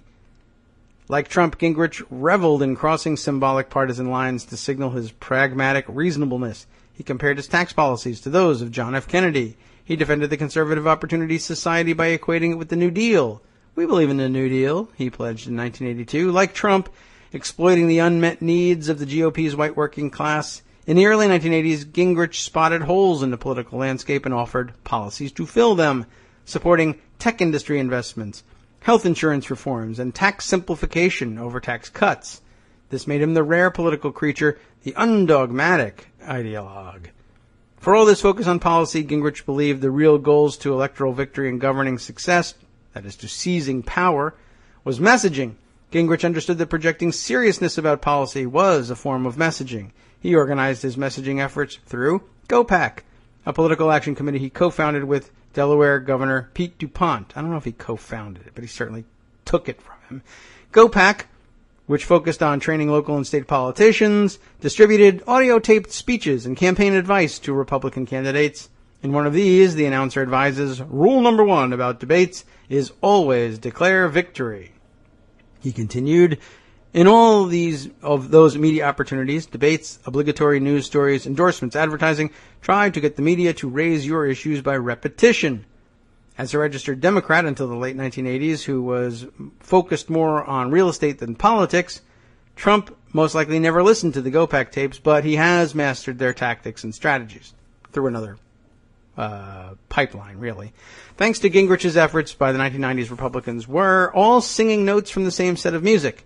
As Guy Vanderyak, key Gingrich ally, recalled, and singing the same words, because he gave them to him. The GOPAC strategy memo, Language, a Key Mechanism of Control, gave Gingrich's army a common language, promising to teach Republicans to, quote, speak like Newt, unquote. The memo listed more than 60 optimistic, positive governing words to describe Republican positions. We know all about all of those things, plus, of course, the contrasting words to use when talking about Democrats. Nor was Gingrich's revolution simply a matter of messaging. Gingrich's personal habits and political style, based on branding, confrontation, and anti-establishment rhetoric, display the hallmarks of Trumpism. It must be disturbing to him to see them rebranded as Trumpism. Oh well. Like Trump's impulsive habit of scrolling bombastic notes to his opponents, Gingrich was also an obsessive note writer. His handwritten notes from the late 1970s and early 80s, and who saves those except megalomaniacs, amount to page after page of numbered lists. They read like texts between Trump's campaign staff today. 83, be willing to be unpopular, uncouth. 90, this is a confrontation business. 67, generate disorder. 64, have no shame. Really. Gingrich's recent call for racial unity belies his earlier efforts to divide Americans on the basis of identity, as in number 57, get blacks mobilized pro-life, anti-queer. Terrific. Gingrich advanced his relentless messaging by a pioneering reliance on media, the signal strength of Trump's campaign today. My relationship with the media has been symbiotic since the beginning, Gingrich said in a 1991 interview. His manipulation of new media was legendary. Noting that C-SPAN constantly filmed the House but seldom panned away from the speaker's podium, Gingrich took to the podium one day in 1984 and delivered a blistering attack on Democrats, accusing them of being blind to communism. He even accused one Democrat of leaving communist propaganda in the Speaker's office. Not a single Democrat protested because the chamber was empty. Always make sure the chamber is empty, by the way. Just want to throw that in there. Gingrich was playing to the cameras, and he understood that appearances, deceptive though they may be, mattered when it came to television. This combination of messaging, media, and strategic confrontation was part of an overall politics of nihilism that Gingrich pioneered in the 1980s and 90s. It's difficult to capture just how novel Gingrich's anti-establishment rhetoric was, given how central it became to GOP politics, but Gingrich wanted to bring down the system and build something new and Newtonian in the rubble, just as Trump is attempting today.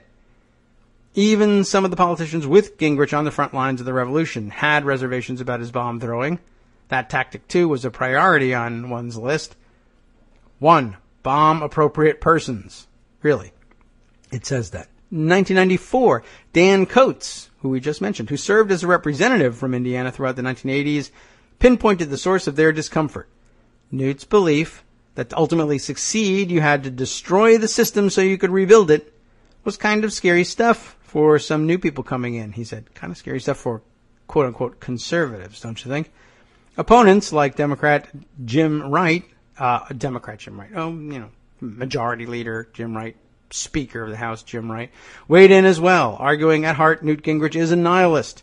Throughout his career, he has been intent on destroying and demoralizing the existing order. He proudly calls himself a systematic revolutionary, because there is no such thing. In Gingrich, anti-establishment rhetoric and destructionist politics lay the seeds of the politics of nihilism that congressional Republicans have harvested in the Obama years. I wouldn't even really call it a harvest. They tried, but there was nothing to eat there. There's another, more structural way that the Gingrich Revolution begat the Trump nomination. As Gingrich's congressional ally Vin Weber recalled, knitting together all of Gingrich's tactics was an overall strategy of nationalizing congressional politics. Whoops, lost my place there for a second. Focusing voters' ire on the institution and partisanship rather than the Congress's work. In 1995 and 96 government shutdowns, they're well known, but Gingrich also pioneered the politicization of the ethics process. Ironically, a strategy Democrats used to force his resignation as Speaker of the House in 1998. Throughout his tenure, Gingrich's nationalization of congressional politics accelerated the neglect of the local, infrastructure spending, social services, job training, replaced by abstractions and posturing. Congress's paralysis today feeds alienation in communities across America. Trump is now exploiting their anxieties and alienation in the most divisive, to use the other pronunciation, terms imaginable. Gingrich transformed the GOP, shifting its base from a post-war to post-Reagan conservatism, one built on opportunism, media manipulation, and political nihilism. The conventional wisdom holds that Trump's nomination is a rejection of conservative republicanism. Rather, it is the apotheosis of Gingrich republicanism turned on itself. If you can imagine that. Cynical, based on abstractions, and devoted to seizing political power, which is why Gingrich and Trump have forged an unlikely partnership. Trump is the monster Gingrich helped create, and now the master has returned to serve his monster, perhaps even as his running mate. Interesting. And well done. Just by way of info at the bottom, Nicole Hemmer, Research Associate at the University of Virginia's Miller Center and the U.S. Studies Center at the University of Sydney. Her book, Messengers of the Right, will be published in August. Brent Sabel, C-E-B-U-L, is the Mellon Postdoctoral Research Scholar at the University of Richmond's Digital Scholarship Lab. His first book, The American Way of Growth, Business, Poverty, and Development in the American Century, is forthcoming from the University of Pennsylvania Press. So, big-time news on the book front there for the both of them. Interesting, but now that, I guess, Pence has a 95% chance, somebody needs to write one of those about him. All right. What else did we want to pick up on? Oh, yes. While we're on Trump VP news, let's add this one, a piece from The Hill. What the hell are we doing reading The Hill? Come on, open this thing up, Brady. Anti-Trump delegates, remember that there are a lot of them there, and the the convention, Republican convention, sneaking up on us. Did I read it? I never did note the actual dates of it. Is it next week? Wow. Well, so they snuck up on us with that one. So what's up? All these anti-Trump delegates are going to show up, and what do they want to do? It says here they're going to maneuver, or try to maneuver, I don't think this is going to work very well, to pick their own VP nominee at the convention, regardless of what Trump has to say. Screw you, dude. We're picking the VP nominee. And he may be willing to turn that over to them. I don't know. I don't know how much stock he puts on picking a VP himself. It's a good question. Anyway, let's see what the article has to say. Anti-Donald Trump delegates. He's not going to want them to do it, but the trick for them will be to pretend that they're not that anti-Trump anymore. Anyway, anti-Donald Trump delegates are looking into a rules change, good luck, that would allow them to reject Trump's vice presidential nominee and present their own alternative, BuzzFeed News reports. I guess a better bet would be for you to present your alternative to him ahead of time and allow him to think it was his own idea and explain to him, things will go a lot better for you if you just select this person. And given that you haven't really come up with anybody good yet, it shouldn't be very difficult for you to just move on and pretend this is your idea. You're great at lying about crap like that. Just say you did it. Pretend we never gave it to you. That would work a lot better. But they probably have no one in mind and can't settle on anyone and certainly can't do it in time. So they will blow this. Anyway, delegates aren't bound to vote for the nominee's choice of vice president. That's important. But traditionally, the running mate is automatically ratified by the convention. A draft proposal obtained by BuzzFeed calls for several changes. One, that delegates be able to cast votes on VP even if there is only one candidate. I guess also that the nominee's preference have no bearing on the VP candidate, and that if a VP candidate doesn't get 2/3 support on the first ballot, the decision goes to multiple votes. 2/3, wow. Oh, one more. That a majority of delegates from just 3 states must support a candidate to get him or her on the ballot.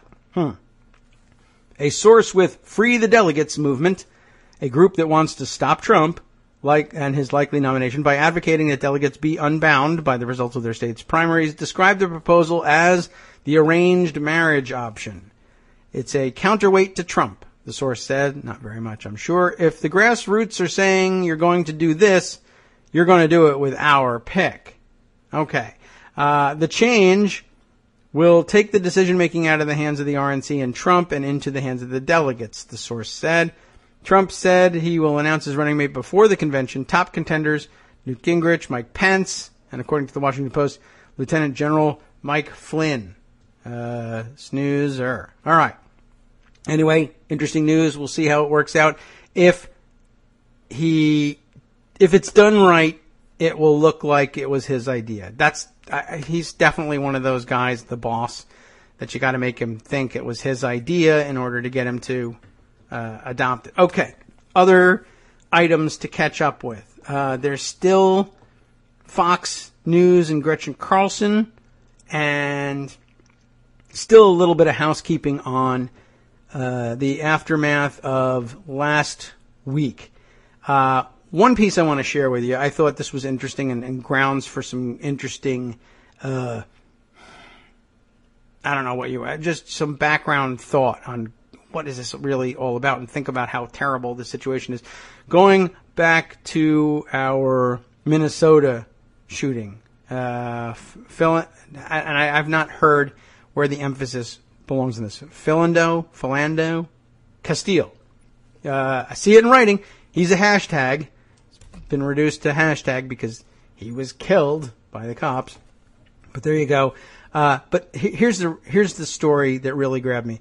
And I saw it first in a diary over at Daily Coast by Lefty Coaster. So I grabbed that piece. Castile was pulled over by police 52 times in recent years. That's the best time frame we can get on this thing. Obviously, Lefty's framing here. Obviously racial profiling, and I don't see how you get to 52 times pulled over without it.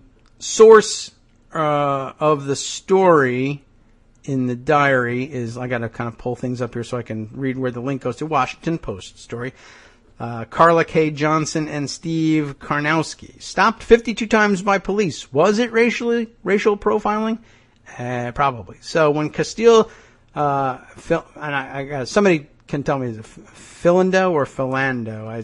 I'm going to go with Philando on that one. Philando Castile saw the flashing lights in his rearview mirror. It wasn't unusual. He had been pulled over at least 52 times in recent years in and around the Twin Cities and given citations for minor offenses including speeding, driving without a muffler, and not wearing a seatbelt. I mean, you're supposed to do all these things, but come on. He was assessed at least $6,588 in fines and fees, so very reminiscent of the St. Louis County, fines and fees scam that they have going on there and elsewhere all over the country. Although more than half of the 86 total violations were dismissed, court records show. But of course, you had to go there and waste a day in court to get them dismissed. We'll get back to that and why that's a problem in a minute. Was Castile an especially bad driver? Or just unlucky? Or was he targeted by officers who single out black motorists like him for such stops as several of his family members have alleged? And I think they were probably alleging that long before he was shot. 52 times? I seriously doubt, Lefty Coaster says, he was such an unusually bad driver that his driving drew the police's attention. The driving drew the police's attention 52 times? Much more likely he was pulled over 52 times for driving while black. Imagine how oppressive and dangerous that had to have been. And I guess back to the Washington Post article here for this. In 2001, the legislature asked for a racial profiling study, and it fell to Carney, then at the Institute on Race and Poverty at the University of Minnesota Law School, to conduct it. His study, using information supplied voluntarily by 65 law enforcement jurisdictions in the state, found a strong likelihood that racial and ethnic bias played a role in traffic stop policies and practices. Overall, officers stopped minority drivers at greater rates than whites and searched them at greater rates, but found contraband in those searches at lower rates than whites. The analysis found the pattern was more pronounced in suburban areas. In Fridley, probably mangled that town name, New Hope, which locals pronounce as New Hoppy, I'm sure, right? Plymouth, Sauk Rapids, S-A-U-K, oh my God, you're killing me, and Savage combined, blacks were stopped about 310%, that's even difficult to say, 310% more often than expected. Let's see, this piece here, a KARE 11, Channel 11 News piece continues here.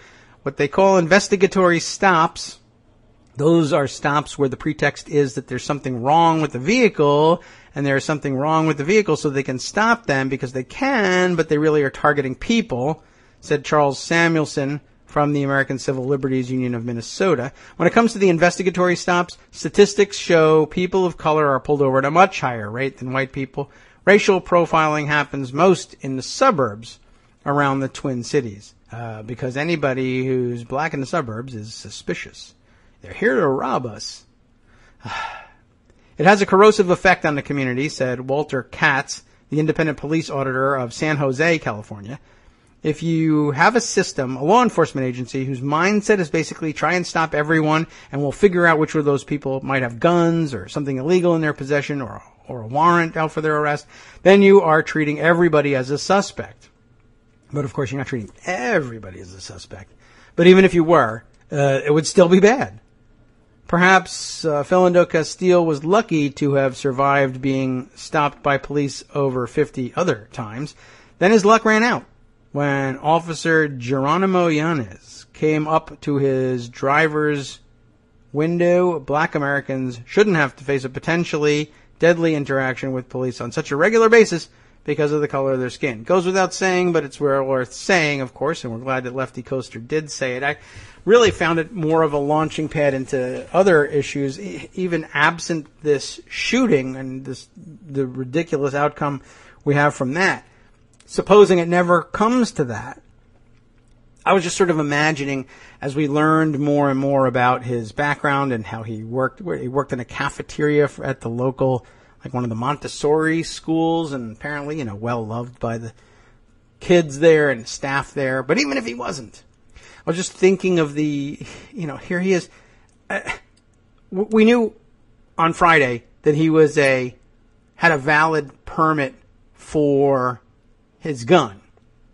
And that when they were stopped, he made sure the officer knows, look, I have a gun and you want my license and registration. It requires my going to get it. I have a gun and you know that. And I told you that so that if I went to get my license and registration and my gun peeks out, you don't freak out, But he freaked out anyway. But Castile is somebody who, by all accounts, was doing all the things that white America tells black America you gotta do in the talk, or black America tells black America you gotta do in the talk. Be respectful of police, but more than be respectful, submit, do whatever they say. But in the meantime, even when you're not talking to police, get this kind of job, go and get this kind of education, dress this way, speak this way, be respectful.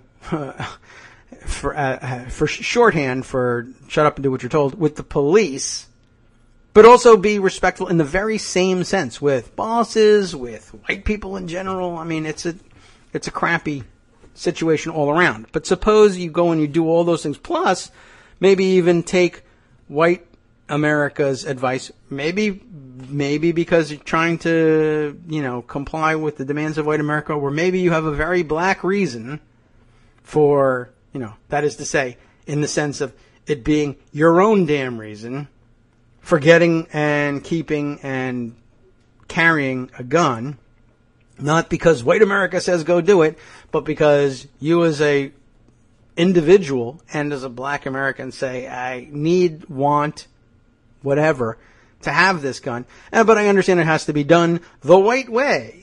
That is, I'm going to go and get that permit and I'm going to declare it to the cops and I'm, be cool about carrying it the best way I can and let all the police know every time they stop me as part of my own exercise of the talk.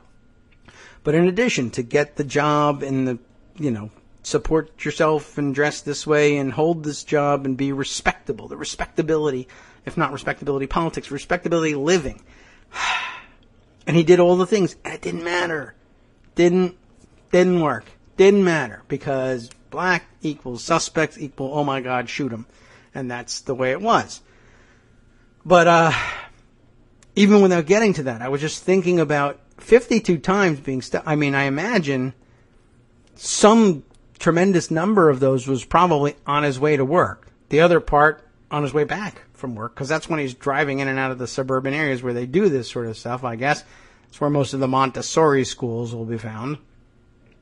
And I'm thinking, how many times would that have to happen before the boss, or one of the bosses anyway, at the school calls him into HR, even if we're talking about just the HR boss. The boss doesn't notice or doesn't care or thinks he's so great at what he does and everybody loves him that I don't make but I have people for that. The HR director is the one who's supposed to do that. He's the mini boss, the petty dictator who takes care of the unpleasantness of calling Mr. Castile into the office and saying, you're late to work again, and it's bothersome. Yes, I know. I try my best. Yeah, but the thing is, you're late a lot. Like 50 times. Can you imagine the frustration there? I mean, think about how badly you probably want to explode. You get to the point where you're like, I'm doing all this goddamn stuff. I mean, maybe he doesn't like that. Maybe it all rolls off his back. Because he certainly could have gotten himself in trouble blowing up with frustration a lot earlier. Or ever, since it doesn't appear he ever does.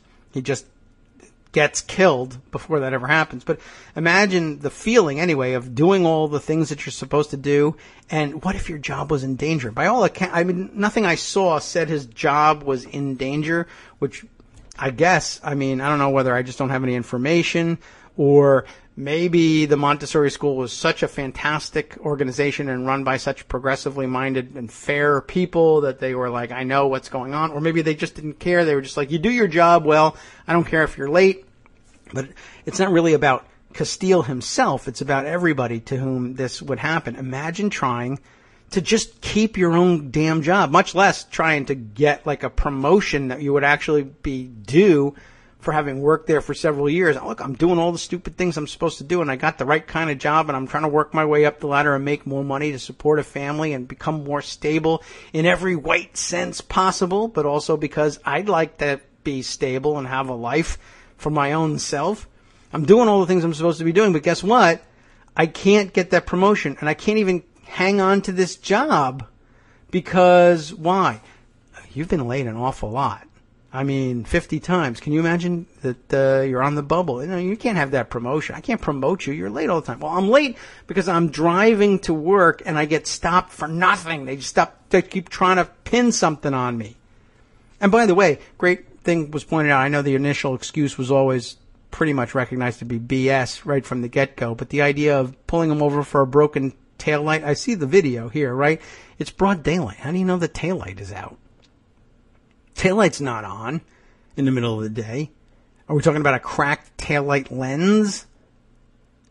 Did he mean brake light and that didn't go on? Or was it, it was all just BS from the beginning, so whatever. But you can't call the cop on that. You got a taillight out. I don't have a taillight out. It's the middle of the day. Why don't you just get right to it and say you're racially profiling me? Oh, well, blam. So that doesn't work. Anyway, I was just thinking about dealing with something as mundane as PR. You're on probation. You wanted a promotion. Not only can I not give you the promotion, you're on the bubble as it is. If you're late again in the next 90 days, that's it. You're fired. Worse than that, think about how insidious this can become. I'm just thinking of some, imperious middle-level bureaucrat. But you don't even have to be an imperious. You could be a regular, normal, kind, decent person as HR manager. It's really possible to be like that and still think, well, I can't have you be late 50 times. What kind of message does that send? I can't do that. But not only that, I do notice this does happen an awful lot with, let's say, certain kinds of employees or employees from a certain area of town and all, maybe certain races. And can you imagine what if it begins to kind of get into your hiring thinking, right? I'm a progressive person. I'm a fair person. I like to go out of my way to make sure that we have a diverse staff here in the cafeteria. Thanks a lot, but whatever. Or maybe not. But just what if it creeps into your consciousness? Every time I try to give somebody a break and give them a job that they can handle and help them work their way up, they reward me with this, late 50 times. Because how often do you think he would go to HR and say, can't believe it? I don't think you voluntarily go into the HR department and say, I was stopped by the cops on the way today. Again, you're late again. What happened? Stopped by the cops. That's funny. You said you were stopped by the cops last time. Yeah, I know. And the time before that. And the time before that, and the time before that, and the time before that. I know. I'm getting stopped by the cops all the time. And up until recently, the bosses may very well say, oh, yeah, right, sure. Sure, they're always stopping you. Because white people maybe didn't believe it. One thing I did see over the end of the last week and over the weekend, interesting, was some discussion on Twitter of the number, still a small number, but it's more than one, so that's something, of conservatives now saying, I used to deny that this was a problem, but now I can see that it really is. Matthew K. Lewis, the wild-eyed wacko that he is, and I've mentioned him a couple times before because we were on a CNN.com appearance together. This was the guy who was screaming that I needed to Google Ezekiel Emanuel to prove that the Affordable Care Act was all about death panels. So that's where he's coming from, right? Anyway, he writes in the most, backwards, well, I was going to say backwards ass, but backwards hat-wearing fraternity bro conservative outlet that there is, the Daily Caller, which I think is one of the worst publications of any kind anywhere. And that includes, Screw magazine, I guess. It's sleazier than that. I don't know they're the worst, the absolute worst. Anyway, he used that platform to say, I got a confession to make. I used to think all this racial profiling and mistreatment of black motorists, to put it that, or, you can be a pedestrian. It happens all the time. definitely. Right? Ferguson, pedestrian in this situation. Anyway, doesn't matter.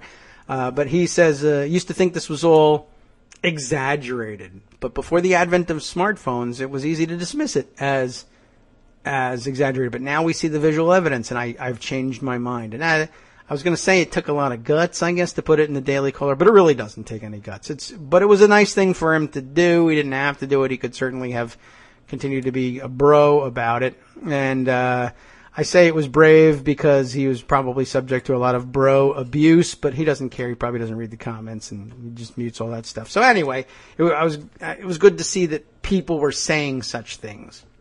But, for how many years did HR directors not say such things? I just thought that was kind of a fascinating sidebar to the whole story, and I wanted to discuss it even though it's not top news. All right. So other things that probably ought to be discussed. I told you that there was news now that the Dallas gunman, in fact, learned his tactics at a self-defense school. Self-defense meaning learn to shoot on the run and become a sniper.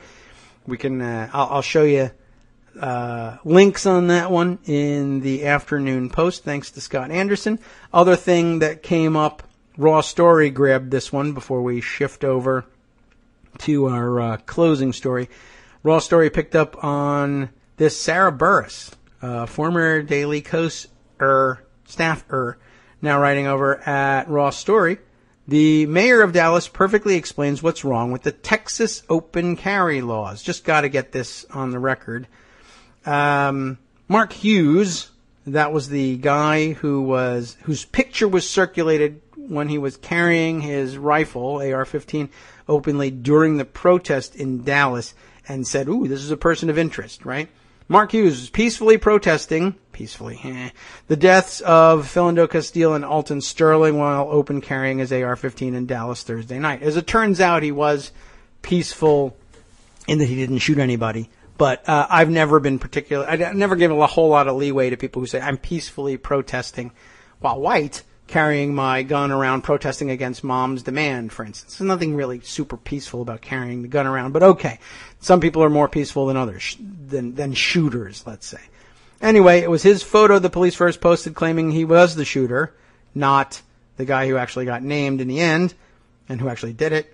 They corrected the error, but the mistake was a glaring example of the problems that can arise from Texas's open carry gun laws. Dallas Mayor Mike Rawlings joined John Dickerson on Sunday's Face the Nation to explain the problems that surfaced Thursday night as police were attempting to subdue the shooter.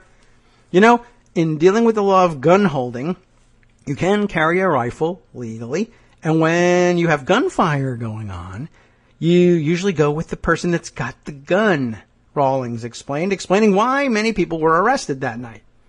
And they were all black. Weird. And so our police grabbed some of those individuals, took them to police headquarters, and worked it out and figured out that they were not the shooters, which at least, okay, so in the end it works out. But I don't think, I don't know, maybe they did grab some white people. But did they grab any Oath Keepers? Because the Oath Keepers now say they're going to go out there and back up the police, as they frequently do when these situations happen. And, of course, everyone will now be left guessing as police are approached by guys in body armor and camo and fatigues and blah, blah, blah, and carrying AR-15s and tactical gloves on and Punisher masks and everything. Is the guy who's approaching me a helpful, happy Oath Keeper, post-Dallas pro-police patriot? Or is he a Bundy Ranch cop-hating, government-hating patriot? I don't know, but we have to make a decision pretty quickly, and if he's got that Punisher mask and tactical gloves on, we can't even tell whether he's white or not. You fool, take the mask off. Anyway, so what kind of cosplay are you into as you approach the cops? We'll never know. Shrug. Anyway, therein lies the biggest problem with open carry laws, but that is one of the real issues with the gun rights issue that we face, that in the middle of a firefight, it's hard to pick out the good guys and the bad guys, he said, which is, of course, what everybody's been saying all along. And that's going to create some real problems, and thank God it didn't get a whole lot worse in Dallas the other night. Anyway, we are pretty much out of time. We'll save the Gretchen, what's her name, Carlson story on Fox because it got worse, though you've likely heard about how much worse over the weekend anyway, so it won't be breaking news for you. I thought these were perhaps more interesting bits and pieces to add to the puzzle as we wrap things up. But, well expressed there by the mayor, white guy in Mayor Dallas finally gets to say it instead of the rest of us, which we can all be dismissed for saying because we're such liberals and also so very stupid and hate the guns. Anyway, what other fun things here? Oh, why is this the case? All right, well, weird thing in pocket here. Anything else that I really need to break before handing it over to the guys at the after show to bring you up to date on the other things that actually happened in the world besides the things I obsessed over for the past hour? I don't know. Let's see. We'll get back to some of that as well tomorrow. Some more of the developments in the Republican assault on James Comey when he appeared before them. Good points being made at the end of last week about he should have been a natural ally for the Republicans, and they've become so warped by, just to tie things together, the Gingrich practices and the Trump practices that they don't even know when they're looking a gift horse in the mouth and making things. All they had to do was agree with what he said and build on it from there. But instead, because James Comey didn't say, hang the bitch, he's an obvious, he's in the bag for Hillary Clinton here. So we got to get rid of him as well. This is amazing. Anyway, plenty of other things to catch up with. Still need to discuss the larger implications, for instance, of killing the Dallas suspect with a remote-controlled robot with a bomb on it. That's got some implications. And, as it turns out, Kentucky County Clerk Kim Davis is in legal trouble again. Let's see if we can't get around to discussing some of that stuff instead of how terrible Donald Trump is, perhaps tomorrow. Now, by way of promotional material, I will remind you, as I did in this morning's post, that we'll have a guest tomorrow, which is, as you know, not necessarily our practice on Tuesday. Mark Gersh of the National Committee for an Effective Congress will be with us. Longtime political analyst, total expert on, any number of things. We'll be discussing the election outlook for Congress, the House in particular. We could talk about redistricting issues about which he is an absolute expert and the go-to guy for the political science community. And also, we will be talking Trump and all various Trump scenarios. We'll see how technical it gets, but you can expect a little something extra in talking to somebody that analytical and that worth drilling down with on the Kagro in the Morning Show. Okay, so what's coming up next on Netroots Radio? Of course, it's the After Show, Metaphor Monday. On the After Show, let's take a look here. Let's see, some station and programming news. Wow, I should have left some time for this. Oops. Beginning on Tuesday and through Saturday, Netroots Radio, guess what? We'll be broadcasting a mix of regular and special live programming from Netroots Nation in St. Louis. Wink, Roaring Girl, Will McLeod, and Arliss Bunny, along with Blue Gal and Driftglass of the Professional Left, will man the desk at Radio Row and roam the convention center for live reports and interviews. We'll also have special reports by Chris Reeves and Katie Klabasik, but not me. Boo-hoo, I'll be here at my desk. From Daily Kos Radio on netrootsradio.com. You have been listening to the Kagro in the Morning Show with David Waldman. All right, we'll see what we can cram in here. Arizona, measles. That'll be up next on the show as well. A Kansas cop threatening a random black woman and her child on Facebook after Dallas. And with increasing sales of low-dollar military-grade weapons to U.S. police and civilians, military officials assure business leaders that demand for the U.S. high-dollar arms exports are set to keep growing.